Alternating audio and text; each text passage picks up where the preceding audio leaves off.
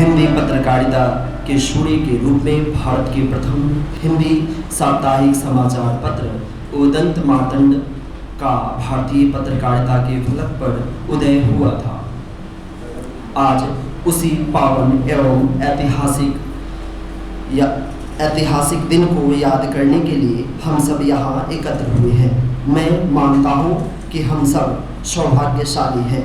आज हमारे मध्य पत्रकारिता शिक्षण के पुरोधा आदरणीय प्रोफेसर डॉक्टर बलदेव राज गुप्ता सर पधारे हैं। हमारे आदरणीय विभागाध्यक्ष महोदय professor doctor Subhash Chandra थलेड़ी sir एवं लिबरल आर्ट के HOD sir professor doctor Manoj Tripathi sir एवं अन्य गुरुजन उपस्थित हैं, जिनके द्वारा आज हम सभी का हमारे विषय पत्रकारिता के क्षेत्र की अमूल्य एवं अतुलनीय जानकारी प्राप्त होगी। कार्यक्रम को शुरू करने से पूर्व मैं हमारे आज के अतिथि वक्ता एवं हमारे आदरणीय विभागाध्यक्ष महोदय से कार्यक्रम को विधिवत प्रारंभ करने की अनुमति चाहूँगा। बहुत बहुत धन्यवाद अनुमति प्रदान करने हेतु महोदय। भारतीय संस्कृति में किसी भी पुनित कार्य को प्रारंभ करने से पूर्व देव वंदना की जाती है, तो उसी परंपरा को जारी रखते हुए ज्ञानदायिनी माँ सरस्वती एवं हिंदी पत्रकारिता के जनक पंडित जुगल किशोर शुक्ला जी के छाया चित्रों के समक्ष दीप प्रज्वलन के लिए इन पंक्तियों के साथ पाकर आपसे ही ज्ञान उदित हुआ था। हिंदी पत्रकारिता का सूर्य उदंत मार्तंड कंपनी शासन के विरुद्ध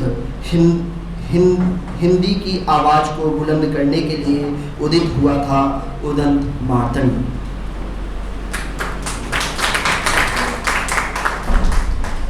आदरणीय प्रोफेसर डॉक्टर बलदेव राज गुप्ता सर एवं विभागाध्यक्ष महोदय professor doctor Subhash Chandra थलेड़ी sir एवं professor doctor Manoj Tripathi sir एवं अन्य गुरुजन।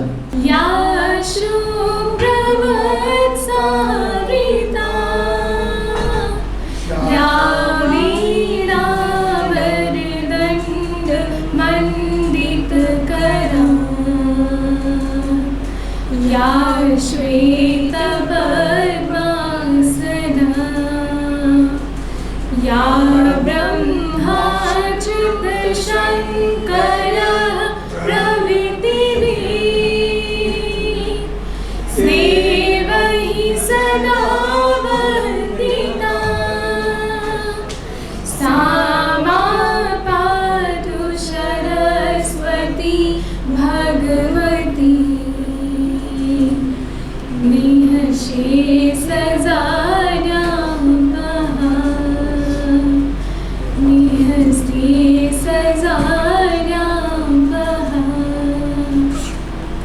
साथियों एवं गुरुजनों, हमारे मध्य जो आज के अतिथि वक्ता हैं, उनका परिचय जानने की उत्कंठा हम सभी के मन में प्रबल रूप से हिलोर ले रही होगी। तो चलिए हम सभी की जिज्ञासाओं को शांत करने एवं हमारे अतिथि महोदय से हम सभी को परिचित कराने एवं उनके स्वागत के लिए मैं हमारे विभागाध्यक्ष महोदय professor doctor Subhash Chandra थलेड़ी sir से निवेदन करूंगा कि वह आए हम सभी को सर से विधिवत परिचित करवाएं। जोरदार तालियों से स्वागत करें। आज इस कार्यक्रम के मुख्य अतिथि और मुख्य वक्ता आदरणीय डॉक्टर बलदेव राज गुप्ता जी, आपके बारे में मैं क्या कहूँ, आप जो हैं एक स्वनाम धन्य पुरुष हैं। आप जिस तरह से नारद जी को हम पहला संचारक बोलते हैं, जिस तरह से हम आचार्य जुगल किशोर शुक्ल जी को हिंदी के प्रथम साप्ताहिक का जनक मानते हैं, उसी तरह आदरणीय बलदेव राज गुप्ता जी पत्रकारिता शिक्षण के इस देश में जब पत्रकारिता को एक सब्जेक्ट के रूप में घोषित किया गया और बनारस हिंदू यूनिवर्सिटी में ये सब्जेक्ट खोला गया तो उसके प्रथम प्राध्यापक बनने का गौरव प्राप्त हुआ है। तो ऐसे हमारे आदरणीय मुख्य अतिथि जी हैं। आप बनारस हिंदू विश्वविद्यालय के प्रोफेसर, हेड ऑफ डिपार्टमेंट, और इस समय पूरे भारत में जो भी पत्रकारिता शिक्षण के क्षेत्र में प्रोफेसर है, प्राध्यापक है, वो या तो आदरणीय गुप्ता जी के शिष्य हैं या उनके शिष्यों के भी शिष्य हैं। तो ये बहुत ही आज हमारे लिए सौभाग्य का दिवस है। एक ऐसे जीवंत ऐतिहासिक पुरुष, शिक्षाविद हमारे सामने मौजूद हैं। हम सबको उनका आशीर्वाद मिलेगा और वो इतने अवस्था में भी एक युवा की तरह आते जाते हैं। उनकी भावना एक युवा से भी युवा है, इस तरह की वो एक शक्ति रखते हैं। तो आज वो कहीं जा रहे थे, बीच में मैंने उनको थोड़ा सा रोक लिया कि सर हमें भी आशीर्वाद देते हुए जाइए, और उन्होंने बहुत अच्छे ढंग से हमारी इस निवेदन को उन्होंने स्वीकार किया। आप वर्तमान में press council of India PCI, जो कि एक संवैधानिक संस्था है, उसके सदस्य भी हैं। आपको मालूम होगा प्रेस काउंसिल ऑफ इंडिया के क्या काम हैं, और प्रेस काउंसिल ऑफ इंडिया जिसके की अध्यक्ष सुप्रीम कोर्ट की जज होती हैं, वो एक ऐसी महान संस्था जो कि पत्रकारिता के मानदंड स्थापित करती है। पत्रकारिता के अगर चौथे स्तंभ पे कहीं पे कुछ आक्रमण या कुछ होता है, उन पे पत्रकारों पे कुछ होता है, तो उसमें प्रेस काउंसिल ऑफ इंडिया सबसे पहले, कभी कभी तो मैं कल देख रहा था, 100 मोटो वो कम्युनिकेंस ले लेते हैं अपने आप।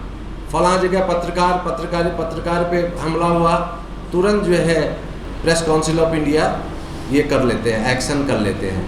और इस तरह के एक्शन करने से ये मालूम होता है कि हमारा प्रेस काउंसिल ऑफ इंडिया, जो कि एक संवैधानिक संस्था है, भारतीय संविधान के तहत जो बनी हुई संस्था है, वो किस तरह से हमारे चौथे स्तंभ की सुरक्षा के लिए किस तरह से मौजूद है। यही नहीं, अगर कोई पत्रकारिता कोई लॉ एंड एथिक्स का मजाक उड़ाती है, उसको हल्के में लेती है, या उसका कुछ इस तरह से पेश करती है समाचारों को, उसका भी एक प्रकार से उस पर भी नियंत्रण का काम करती है प्रेस काउंसिल ऑफ इंडिया। तो पत्रकारों के हितों की रक्षा के लिए ये काउंसिल बनी है। लोकतंत्र के चौथे स्तंभ की सुरक्षा के लिए ये काउंसिल बनी है, और आदरणीय गुप्ता जी उसमें बहुत सीमित सदस्य होते हैं। अगर आप देखेंगे, और सीमित सदस्यों में से आदरणीय गुप्ता जी एक बहुत उसके एक वरिष्ठ मेंबर हैं। तो ये हमारे एक और भी गौरव की बात है कि आज ऐसे मनीषी, विद्वान, जीवंत एक जो नायक हैं पत्रकारिता के, वो हमारे मध्य हैं। यही नहीं, आप जो हैं सरकारी सेवा में भी, सरकारी क्षेत्र में भी काम कर चुके हैं, और 2003 में जब आप professor and HOD Banaras Hindu विश्वविद्यालय जब रिटायर हुए, उसके बाद कई आप अखबारों के, देश भर में कई अखबारों के आपने संपादन का कार्य भी किया। आप देश भर के कई विश्वविद्यालयों की एकेडमिक काउंसिल, उनके बोर्ड ऑफ स्टडीज़, और यहाँ तक कि उनके जो कोर्स को शुरू करने में भी आपका एक बहुत योगदान रहा है। आप एक बहुत ही बड़े शिक्षाविद हैं पत्रकारिता के क्षेत्र में, और जो भी विश्वविद्यालय पत्रकारिता का शिक्षण शुरू करता है, वो आदरणीय बलदेव राज गुप्ता जी से ज़रूर सलाह लेता है, या उनको अपना सलाहकार एक प्रकार से बनाता है। आपने सुना होगा पत्रकारिता के क्षेत्र में इस देश में सबसे पहले संस्थान कौन सा था। इस देश में पत्रकारिता शिक्षा देने के लिए नहीं, बल्कि सरकारी अधिकारियों को मीडिया के बारे में समझाने के लिए एक संस्थान बनाया गया था, Indian institute of mass communication, जो कि भारत सरकार के ministry of information and broadcasting मंत्रालय के तहत जिसकी स्थापना हुई, Indian institute of mass communication आज की डेट पे अभी इसी वर्ष से डीम्ड यूनिवर्सिटी के रूप में काम करने लगा है और पत्रकारिता के क्षेत्र में काफ़ी अग्रणी भूमिका निभा रहा है। आपने 1970 से 71 में आदरणीय गुप्ता जी ने वहाँ से पीजी डिप्लोमा वहाँ से पत्रकारिता का लिया। आपको मालूम होगा कि पत्रकारिता में पीजी डिग्री नहीं थी पहले, पत्रकारिता ओनली पीजी डिप्लोमा का सब्जेक्ट था। तो ये 90 के बाद जब प्राइवेट विश्वविद्यालय खुलने शुरू हुए तो वहाँ से शुरुआत हुई, फिर ये पीजी डिग्री। आज आपको सौभाग्य है कि आपको ग्रेजुएशन भी पत्रकारिता में मिल रहा है, पोस्ट ग्रेजुएशन भी पत्रकारिता में मिल रहा है और पीएचडी भी पत्रकारिता में मिल रहा था। इवन हमारे समय में भी पत्रकारिता में कोई पीएचडी नहीं होती थी, न कोई पीजी डिप्लोमा के अलावा पीजी या यूजी कोर्स नहीं होते थे। कहीं कहीं यूजी 1 साल का यूजी कोर्स, बीजे और एमजे इस तरह चलता था। एमजे भी 1 साल का, बीजे भी 1 साल का, जिस तरह से आजकल जैसे लाइब्रेरी साइंस में चलता है। लेकिन बाद में यूजीसी ने इसकी महत्ता को जानते हुए, यूजीसी ने इसकी जो इम्पोर्टेंस को देखते हुए इसको सब्जेक्ट के रूप में, एक सब्जेक्ट के रूप में स्थापित किया यूजी और पीजी का।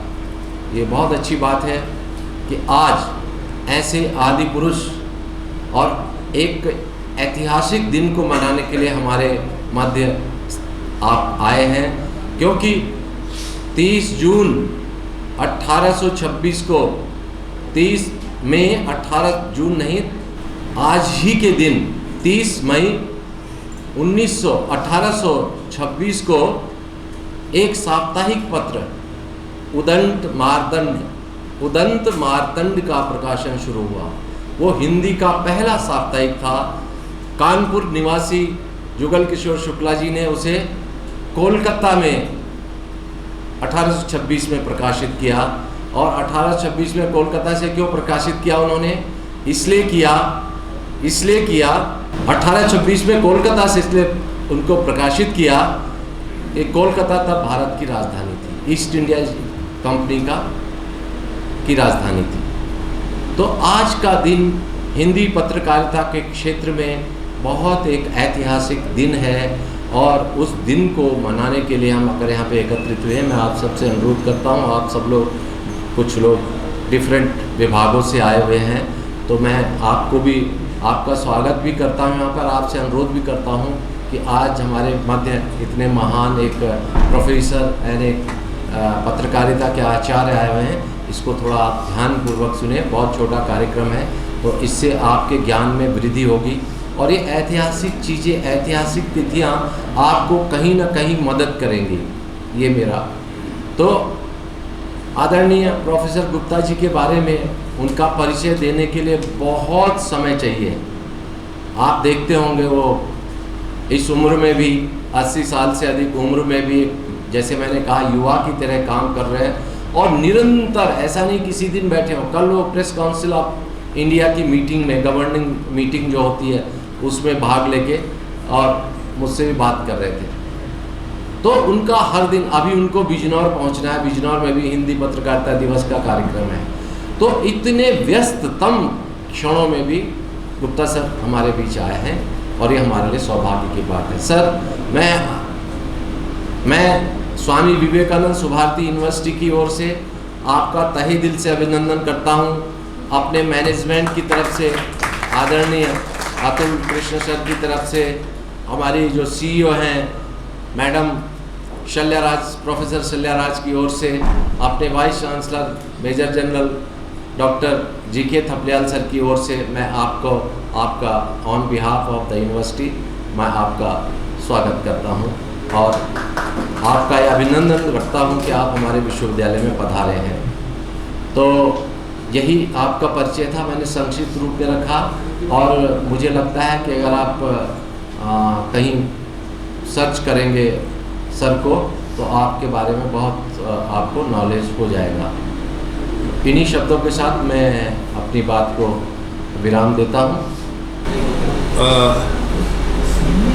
है तो हिंदी पत्रकारिता दिवस, तो मैं मुझे बहुत अच्छी हिंदी भी नहीं आती है, बहुत अच्छी उर्दू भी नहीं आती है, अंग्रेज़ी तो आती ही नहीं है। तो कुछ दिक्कतें रहेंगी, इसलिए हर चीज़ को मैं मिला के बोलूँगा तो दिक्कत। I am actually a very not a juggler communicator, Madari type का कम्युनिकेटर नहीं हूँ मैं, फिर भी मैं कोशिश करूँगा कि जो मैं कहूँ आपको समझ में आ जाए। हर मुल्क का, हर देश का, हर जाति प्रजाति का कोई ना कोई दिन बना दिया गया है। अभी हमें मालूम नहीं था कि मदर्स डे भी होगा, हमें मालूम नहीं था कि एक लवर्स डे भी होगा। वो कब होता है वो? वैलेंटाइन, यू नो, वो सब जानते, बताने की जरूरत नहीं है। वहाँ हर एक दिन बन गया। तो वो प्रोफेशन या वो जो पत्रकारिता आई, इसके भी 2-3 दिवस हैं जो आप याद रख लें। एक तो जनवरी 29, 1780 the first newspaper of India was started, that was एक ही गजट, वो आपने पढ़ा होगा। एक दिन तो वो आपका मशहूर है, 29 जनवरी 1780 मंगलवार को पहला अखबार निकला था हिंदुस्तान में, वो अंग्रेज़ी में था। फिर 30 मई 1826 में हिंदी का पहला अखबार निकला। फिर हम 15 नवंबर को प्रेस डे मनाते हैं, ये हम लोगों ने प्रेस काउंसिल वालों ने तय किया। तो ऐसे आपके जैसे 15 अगस्त है, 26 जनवरी है, वो इस देश का है, लेकिन 30 मई है, 29 जनवरी है और 15 नवंबर है, ये आपके पत्रकारिता से जुड़े हुए त्यौहार हैं। तो उसमें से एक त्यौहार है आज, जो ठीक आज से 1780 में पहला अखबार निकलता है हिंदुस्तान में, वो अंग्रेज़ निकालता है और करप्शन के खिलाफ ही पहला अखबार निकला था। तो ये उसने वो अखबार निकाला करप्शन के खिलाफ, उसको सज़ा हो गई। उसने पहले अखबार की न्यूज़ पढ़ी, बड़ी मज़ेदार है। उसने कहा कि जो गवर्नर जनरल है इंडिया का, अंग्रेज़, उसकी बीवी से अगर आपके परिचय है तो सुप्रीम कोर्ट से जो फैसला चाहे करा लीजिए, क्योंकि सुप्रीम कोर्ट का जज पैसे खाता है। ये न्यूज़ है पहले, यानी that was the freedom in India. A one journalist can write this much against the governor, against chief justice. ये दोनों मुझे खबर है भाई साहब। एक पोइटिक कॉलम लिखा करते थे जेल लगती है, और पोइटिक कॉलम 8वां कॉलम में 4 कॉलम छोड़ जाता है, उसमें लिखता है कि कोशिश की जाती है, दबाव बनाया जाता है राजा महाराजाओं पर, उन्हें छोटी रियासत कि आप वायसराय साहब को, अंग्रेज जो नेता है, जो हमारा गवर्नर जनरल, इसको दावत पर बुलाएंगे, आपका अच्छा संपर्क बन जाएगा। किया तो वो बुलाते थे साहब उनको, तो इनके साथ वो लेडीज जाती थी। अब लेडीज क्या करती थी, राजा महाराजा, जिसके बाद जो सबसे बढ़िया होता है, हमारे महाराजा साहब ने भी जो G20 हुआ तो सोने के बर्तन, चांदी के बर्तनों में खाना, ऐसे राजा महाराजा भी सोने और चांदी के बर्तनों में। तो मैं आपको ये बतला दूं कि अब जज के खिलाफ कहानी है, justice, chief justice of Supreme Court and the viceroy's wife, this is scandal, sex scandal, money scandal, corruption scandal, and that was the first newspaper of India fighting with the authority, British authority से लड़ गया साहब, jail में डाल दिए गए। कहानी वो उधर हो जाएगी, हिंदी पत्रकारिता दिवस रह जाएगा। तो मैं आपको बताऊं, उसको जेल में डाल देते हैं, फिर भी अखबार निकल रहा है। और शब्द एडवर्टाइजमेंट जो आप कह रहे हैं, उसका नाम भी कलकत्ता जनरल एडवर्टाइजर था अखबार का नाम। एडवर्टीजमेंट की वैल्यू तब भी थी, लेकिन वो कैसा एडवर्टीजमेंट होता है, that's a different story. So you try to understand the economy, social system, political system and the commercial viability of the press. पहले अखबार के नाम से पता लेता, Calcutta general advertiser and Hicky gazette, एक ही अखबार है। कैलकाटा जनरल एडवर्टाइजर, विज्ञापन का अखबार, सरेआम बोल रहा है वो। तो आज चिल्लाते हैं लोग, पता ही नहीं है। इकोनॉमी ऑफ द न्यूज़पेपर आपको पढ़ाया नहीं जाता है, मुझे मालूम है किसी भी कोर्स में कोई नहीं पढ़ा रहा है। पता ही नहीं इकोनॉमी क्या है उसकी, उसका आर्थिक पक्ष क्या है, पत्रकारिता नहीं बताया जाता। हम भी नहीं बताया करते थे। और जब पोल खुल गई, पता लग गया, तो हमको डर लगता है बता देंगे तो ये लड़के तो मार डालेंगे। जिस लड़की को मैंने 70,000 रुपये तनख्वाह पे रखा था जब मैं चैनल का इंचार्ज था, आज वो 18 लाख रुपए महीना लेती है। एक महीने का 18 लाख तनख्वाह है। लड़की है, तुम्हारे में से ही है, नाम भी सब जानते होंगे, मैं बताऊंगा नहीं यहाँ, नहीं बाद में आप उसको ये भाषण सुना देंगे कि सर तुम्हारे खिलाफ बोल गए। मुझे डर इसलिए नहीं लगता है क्यों, डरने की कोई बात नहीं, फैक्ट हैं सारे ये, और फैक्ट से कभी मत डरो। तो वो उसको जेल में डाल दिया गया, जेल से अखबार निकलता रहा, अंत में उसका अखबार बंद हो गया। उसको यहाँ से जहाज में लादा और बोला ये वापस जाओ, तड़ी पार कर दिया गया। कौन? फर्स्ट न्यूज़पेपर का पहला पत्रकार, भारत के पहले अखबार का पहला पत्रकार तड़ी पार कर दिया गया। अब वो जब तड़ी पार हो गए तो इंग्लैंड पहुंचे ही नहीं। मैंने लिखा था, we are still searching the first newspaper journalist of our country.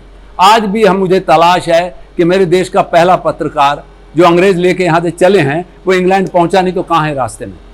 आज भी हम ढूंढ रहे हैं, 250 साल होने जा रहे हैं, पता नहीं चला ना निपटा दिए गए रास्ते में। यही हुआ होगा। तो भारत का पहला पत्रकार अभी भी मालूम नहीं समुद्र में कहां होगा, मुझे मालूम नहीं है। तो ये पहले अखबार की नियति थी। फिर लेकिन तब तक पर्शिया फारसी में अखबार निकल चुके थे और बंगला में निकल चुके थे। बड़े रोते थे लोग। मिर्जापुर के पास एक गांव है, ये मिर्जापुर यूपी में, बनारस के पास में, वहां के एक पंडित है बाबूराम शर्मा ने कहा कि गांव का नाम मैं भूल रहा हूं, इसमें है, मैंने आपको लेक्चर दे दिया होगा, अब छोड़िए, उसमें कोई बात नहीं, इतनी याद रखने की जरूरत नहीं है, लिखना नहीं है। तो बाबूराम जी ने सबसे पहले देवनागरी जो अक्षर होते हैं ना, आ बा, ये का खा जा, ये सारे, ये टाइप बनवा के उसने पहला संस्कृत मुद्रणालय खोला खिदिरपुर में। कलकत्ता के बाद जगह है खिदिरपुर, जानते हो अगर जो बंगाल के रहने वाले हैं, हाँ, डॉकयार्ड खिदिरपुर। वहां पे पहला प्रेस संस्कृत का देवनागरी का खुला। उन्होंने कुछ काम शुरू किया, किताब। तो पहली बार छपी हुई किताब, पहली बार छापा खाना, किताब छपती है, हाथ से लिखी जाती थी, किताबें प्रेस था ही नहीं, टाइप ही नहीं था। तो ये कहानी तुम पढ़ोगे, बड़ी इंटरेस्टिंग कहानी है। खिदिरपुर में पहला संस्कृत का, और मिर्जापुर का एक गांव का आदमी, वो पंडित जी वहां जाके खोलते हैं संस्कृत प्रेस मुद्रणालय, संस्कृत मुद्रणालय। उससे बड़े प्रभावित हुए जुगल किशोर शुक्ला, जो दीवानी अदालत में मुंसिफ ये थे, अर्जी नवीज होते थे और छोटी छोटी प्रैक्टिस करते, दीवानी मुकदमे लड़ा करते थे उन दिनों। वकालतनामा ले लिया, वकील बन गए और वो शुरू कर देते। एंट्रेंस पास कोई भी आदमी वकील बन सकता था उस जमाने में। मोतीलाल नेहरू भी BLLB नहीं थे, उन्होंने भी एंट्रेंस पास किया था। Entrance was a high school type of exam. तो साहब उन्होंने वहां शुरू कर दिया। जुगल किशोर शुक्ला कहने लगे, यार बंगला में भी अखबार निकलने लगा, पारसी में भी निकलता है, मुसलमानों का भी हो गया और ये बंगालियों का भी हो गया, अंग्रेजी में निकल ही रहे हैं, साला हिंदी में क्या किया जाए। हमारा को जुगाड़ो, बड़ा दुखी रहते थे। कानपुर के आदमी, पंडित आदमी, बड़ा परेशान। उन्होंने कहा कि क्या, तो उसने एक आदमी को पकड़ा, मन्ना ठाकुर को। मैं उस घर में गया हूँ जहाँ से पहला अखबार निकला है, कलकत्ता की तामरतला की स्ट्रीट में। मैं खुद गया था उस जगह को देखने के लिए। तो उस जगह मैं खुद गया, मिला मैं वहाँ के कौन कौन लोग रहे थे, अब तो किराएदार रहता है वहाँ। तो खैर बातचीत हुई उससे मेरी। Then I told to the prime minister at that time, वो मेरे परिचय के थे, प्रधानमंत्री जी एक। तो उनसे बातचीत हुई तो मैंने कहा कि ऐसे ऐसे यार उस जगह को वो ले लो, तुम सरकार लेके वहाँ कुछ बनवा दे, हिंदी वाले खुश हो जाएंगे, वोट भी मिल जाएगा तुम लोगों। उनको तो इसी भाषा में समझाना पड़ता है कि खुश हो जाएंगे भाई, पत्रकार भी खुश होंगे, वोट भी मिलेगा कि देखो भाई हिंदी के लिए, और बंगाल का भी फायदा हो जाएगा कि बंगाल कलकत्ता के आदमी अपने हिंदी वाले दोस्त उनको भी स्थान देते हैं, लाइक दैट। खैर वो बात कहानी है। तो उस 1826 में इन्होंने खोल दिया मार्तंड मुद्रणालय, ये किसने खोल लिया? पंडित जुगल किशोर शुक्ला ने, लेकिन ये तो वकील थे, तो ये काम कर नहीं सकते थे। ये सब धंधा चलाना, प्रेस चलाना, तो मन्ना ठाकुर को पकड़ लेते हैं। वो मन्ना ठाकुर उनके मित्र हैं और वो उसमें पहले अखबार वही तय हुआ कि अखबार को छापा जाए। तो ये शुरुआत होती है और पहला अखबार आज ही के दिन, आज से 199 साल लग गया इस अखबार को। अगर जिंदा होता तो 199 साल में आज परवेज जन्मदिन था। 199 मतलब 198 साल पूरे हो गए थे कल, आज 99 साल लग गया उसको। ये अखबार शुरू होता है, बड़ी रद्दी ज़बान है इसमें, भाषा भी उन दिनों हिंदी मालूम है, हिंदी जो हम अब बोल रहे हैं ये नहीं थी। लाड साहब कहिन के कलेक्टर के मातात हमको जाए के पड़ी। अब वो जो बोलियां थी ना उसको रूप देते थे, क्योंकि मैं भारतेंदु हरिश्चंद्र के परिवार, हमारी रिश्तेदारी है, तो मैं उस घर में रहा भी हूं भारतेंदु जी के। तो भारतेंदु जी हरियाणा के थे, बनारस में जाके बसे थे। संयोग से इस हॉल का नाम भी भारतेंदु। अच्छा चलिए, तो क्योंकि उनके जो वो चौधरी लिखते हैं बनियों में, एक ये सरनेम है, कोई जाति नहीं है। चौधरी ब्राह्मण भी लिखता है, बनिया भी लिखता है, जाट भी लिखते हैं। चौधरी मीन बड़ा मुअज़्ज़िज़, मतलब महत्वपूर्ण व्यक्ति, उसको चौधरी साहब कहा जाता है। तो वो उनका जो ग्रैंडसन है Girish Chaudhary, he is a professor of chemistry in BHU। तो मेरा आना जाना था उस परिवार में, और तो उन दिनों की हिंदी रिफाइन हुई धीरे धीरे। तो ये पहला अखबार निकला जिसकी 3 कापियां भी नहीं हैं, फर्स्ट, सेकंड, थर्ड कापी है ही नहीं, बाकी सारी एक जिल्द में नेशनल लाइब्रेरी कलकत्ता में रखी हुई है। कभी आपका विजिट हो तो वहां देख सकते हो। ये पहला अखबार, साइज इसका 12 इंच लगभग, ये कितना होगा, यहाँ होगा 12 इंच, और इधर 8 इंच, मतलब एक किताब साइज का ये अखबार है। बुक साइज के 3 कॉलम हैं और बुक साइज में ये निकलता है अखबार, और संस्कृत का श्लोक है और हिंदी टूटी फूटी जैसे भी थी उस जमाने में। वो क्योंकि पारसी का ज़माना था, हिंदुस्तान में कोर्ट वगैरह में पर्शियन का यूज़ होता था। हिंदी धीरे धीरे जो खड़ी बोली आज आप इतने को मिल गई है, that was not the quality newspaper, but that was representing the people of our country. वो हमारे देश के जनता का प्रतिनिधित्व था, जैसा हम बोलते थे वैसा। और उन दिनों कोर्ट कचहरी के अंदर उर्दू और पर्शियन में ही सारे काम होते थे। ये अंग्रेज़ी थोड़ी थोड़ी आ गई थी। अंग्रेज़ी पढ़ना बड़ा गर्व समझा जाता था कि अंग्रेज़ों के नज़दीक हो जाएंगे। राजा की ज़बान थी वो, पहले के बादशाहों की ज़बान पारसी थी। तो हमारा हिंदी का कहीं वजूद था नहीं, क्योंकि कलकत्ता खुद 1690 में पहले गांव था। कहानी कलकत्ता वाली बड़ी मज़ेदार है ना, सुनाते हैं क्यों अंग्रेज वहाँ पहला जहाज़ लेके उतरे, आए पश्चिम से और पहुँच के पूर्व में, ये कैसे। तो बड़ी मज़ेदार कहानी मुझे वहाँ बताई। मेरे गुरु थे वहाँ एक आनंद बाजार पत्रिका के सुधांशु बाबू, जो मेरे पहली PhD के मेरे गाइड भी बने वो। तो उन्होंने कहा कि यहाँ अंग्रेज़ों का जब जहाज़ आके रुका है तो गांव था यहाँ पे, और गांव में वो धान काट रहे थे सारे। उस गांव का नाम भी है, मुझे अब भूला हुआ है, सब मैंने उसमें थोड़ा थोड़ा है लिखा हुआ, देखिए। तो उस गांव के पास जहाज़, उन्होंने पानी का जहाज़ रुका, नाव थी बड़ी सारी, जिसको फेरी कहते हैं आजकल। अगर आप गए होंगे बड़ी नदियों पर, पार की होगी गोवा वगैरह या बॉम्बे में, तो वो वैसी फेरी से उतरे अंग्रेज। तो वहाँ धान काट रहे थे लोग। कपड़े, वो शर्ट नहीं पहना जाता, धोती पहन लेते हैं लोग अपने यहाँ। किसान ज़्यादातर शर्ट नहीं पहना करते थे, आज भी गांव में नहीं पहनते। मैं भी अपने घर में ऐसे ही रहता हूँ, मैं नहीं पहनते हम लोग कब लेस दिस क्लॉथ। तो वो काट रहे हैं ऐसे। तो उन्होंने कहा कि, और इतना बड़ा ढेर लगाते जा रहे थे। तो अंग्रेज पूछता है, what are you doing, what is the name of the city, what is the name of the village. तो वो सोच रहे हैं कि हम ये जो कर रहे हैं, पूछ रहे हैं क्या कर रहे हो और ये क्या कर रहे हैं। उन्होंने कहा, बाबू, hey gentleman, what is the name of the city. अब वो क्या जाने बेचारा, बोला, बाबू जी कल काटा है, अभी ये इधर वाला इधर है, ये कल काटा है। How the name came, that story was stuck to me just like the Delhi story. वो किली जो ठोकी वो ढीली रह गई तो बोला ढीली है, किली कैसे लगी, बोले ढीली है, ढीली ढीली ढीली दिल्ली हो गया, लाइक दैट. खैर anyway these are the anecdote. Interesting box item होता है न्यूज़पेपर में जिसमें मजा आए, इंटरेस्टिंग हो. तो like that it became a Calcutta. तो अंग्रेजों ने लिखा हम कलकत्ता पहुंचे. उन्होंने कहा कब काटा, उन्होंने कल काटा है हमने, तो उन्होंने लिख दिया कलकत्ता. अभी ओरिजिनल स्पेलिंग फिर आ गई KALK वो, तो फिर ये आई. तो इस तरह से ये कहानी सुनाने के लिए आपका मतलब ये है कि ये न्यूज़पेपर कलकत्ता क्योंकि राजधानी बना ली अंग्रेज़ों ने और सब लोग वहाँ से 1690 में कलकत्ता शहर ही बसता है. 1780 में पहला अखबार निकलता है. 1826 में 45 साल बाद फिर हिंदी का अखबार निकल आता है.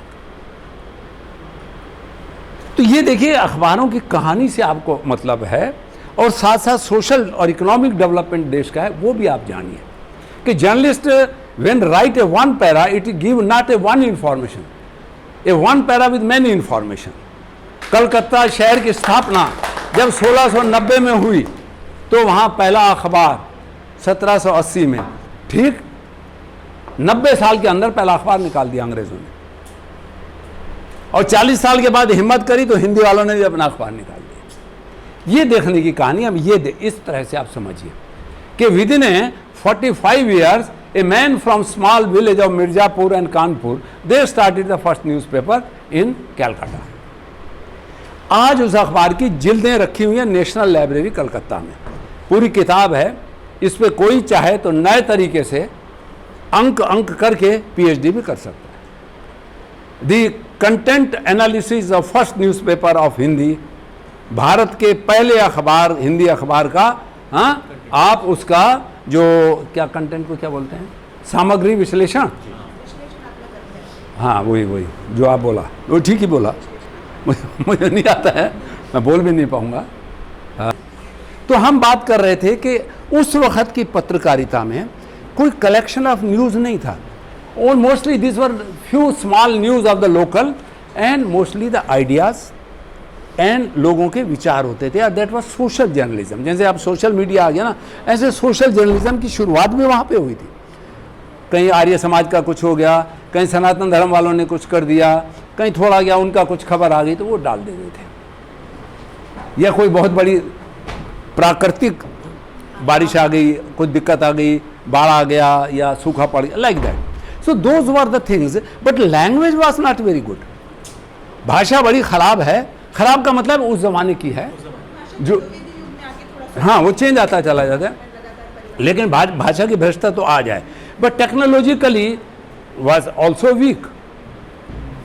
देखिए आज से 20 साल 25 साल पहले कहाँ, अभी आपको जो दिया ये वाला है ना, अब देखिए इस तरह का ये हेडिंग ही है और इस तरह का वो अखबार है. तो ये कितना वीक है. और ये जिसमें मैंने लिखा है ये भी लेटर प्रेस होती थी, हैंड कंपोज होता था और हर अक्षर को फिर वापस रखा जाता था. यानी बर्तनों की तरह यूज़ करते थे. खाना खा लिया तो फिर उसको तब पूरा पेज जब पहले बनाते थे फिर उसको तोड़ते थे, अक्षर में अक्षर रख देते थे.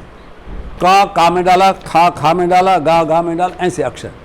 फिर छोटी छोटी मात्राएं वो रखी जाती थी. बड़ा मेहनत का काम था. It was a real labour actually. इसलिए श्रमजीवी, श्रम शब्द जो आया ना, is a labour you have to put. It is not a intellectual work. बुद्धि से आपने लिखा फिर उसको कंपोज कराया. It is a production of the your labour and protection of your intellect. आपका बौद्धिक भी, आपका ज्ञान भी और आपका श्रम भी, ये सारे मिलके अखबार निकलता था. It was not a easy thing and difficult and technologically it was a very weak newspaper. फिर स्याही, काली स्याही यूँ पोती जाती थी, फिर अक्षर लगाए जाते थे, फिर जब छप जाता था फिर एक एक अक्षर को खोला जाता था, फिर उसी खानों में रखा जाता था साफ कर करके. तो very difficult task. It's not a easy. The man who started is was the Pioneer. वो एक बहुत बड़े लोग थे जिन्होंने ये अखबार हमारे लिए शुरू किए. अब 198 ईयर्स हो गए लैंग्वेज. उसके लगभग दिसंबर 27 में ये अखबार बंद हो जाता है. This is the total story of this newspaper. और ये ना तो इसमें कुछ हुआ ना कोई बहुत बड़ी, लेकिन एक शुरुआत होती है। और शुरुआत हिंदुस्तान की उत्साह है, इमोशन है, भाषा का लगाव है, प्रेम है और अपने मन की बात कहने के लिए उतावली है। So that was the reason to start a first newspaper of India. And next year, I am suggesting if everything will be go okay, I am thinking to next year, मेरे 3-4 स्टूडेंट वाइस चांसलर हैं आजकल कुछ यूनिवर्सिटियों के, तो मैंने उन लोगों से कहा, मुख्यमंत्री से उन्होंने कहा कि आप सर कहिए, तो मैंने मुख्यमंत्री 1-2 को फ़ोन किया, एक आधा हार गया, बना नहीं वो, तो मैंने कहा कि ऐसा ऐसा है, 2025 जब ख़त्म हो जाएगा, अभी अगली उसके बाद 1 वर्ष तक 200 ईयर्स ऑफ हिंदी जर्नलिज्म के पूरे देश में सेलिब्रेट किए, होल ईयर वो करिए, और फिर कुछ इनाम पारितोषिक अच्छे पत्रकारों को वो भी दिए जाएं। तो ये दिस इज़ द योजना ऑफ दिस न्यूज़पेपर, हिंदी का कैसे हम आगे मनाएं, और ये इसका भविष्य है। लेकिन इसके ऊपर you have a chance to do research either on Hicky gazette और इन, या आप ऐसा भी कर सकते हैं, comparative study of first newspaper of English and first newspaper of Hindi. Bharat के पहले 2 अखबार, हिंदी का अखबार और अंग्रेजी के अखबारों का तुलनात्मक अध्ययन, वो भी थोड़े दिन चल के वो सजा हो जाती है। ये अखबार भी आर्थिक दृष्टि से चल नहीं पाता और बंद कर दिया जाता है। दोनों अखबारों का आप कंपैरेटिव क्या कहते हैं, तुलनात्मक, है ना, तुलनात्मक होगा ना, वही उसको करिए। तो इसमें PhD भी अच्छी बन सकती है। And both the newspaper if you have to compare content wise, editing wise, language wise, economical, and how the foresighted of the Europe ने पहले एडवर्टाइजर नाम रखा है, उसमें विज्ञापन भी है उसमें, इसमें नहीं है। तो that was the where this point was weak, where this point was okay. आप ऐसा करेंगे तो एक बहुत बढ़िया एक ज्ञान जो बढ़ता है, जिसको एकेडमिक लाइन में रहना, प्रोफेसर बनना हो, टीचर बनना हो, वो ये अध्ययन अगर करेगा तो I think this will be a great service to the journalism education in the country. ऐसा करिए, ऐसा कोई करे तो करे, अच्छी बात है, मैं तो आपको यही सलाह दे सकता हूँ। एंड कुछ अभी और किसी और विषय पर कहो तो मैं थोड़ा सा और बोल, हो गया ना। तो आप लोग इसको अगले साल, आपके पास चांस है कि, और जो MA करें, अभी कौन साल के हैं आप लोग? Second year. चलो, क्योंकि आजकल 3rd क्लास जर्नलिज्म ही चल रहा है इस देश में, बहुत ही रद्दी पत्रकारिता की स्थिति पहुंच गई है। Economically some paper are very strong and सब पेपर आर स्टार्टिंग वीपिंग। कुछ अखबार रो रहे हैं और कुछ लोग पैसा लूट रहे हैं, और आपस में फाइट हो गई। कभी एजेंडा सेट करते थे प्रिंट मीडिया, अब एजेंडा सेट करता है इलेक्ट्रॉनिक मीडिया, और इन दोनों को पीछे पछाड़ के भाग गया आगे social media. So these are the few things you have to study and make a some dent on the journalism education through your pen and through your research, and emerge, something will emerge, I think.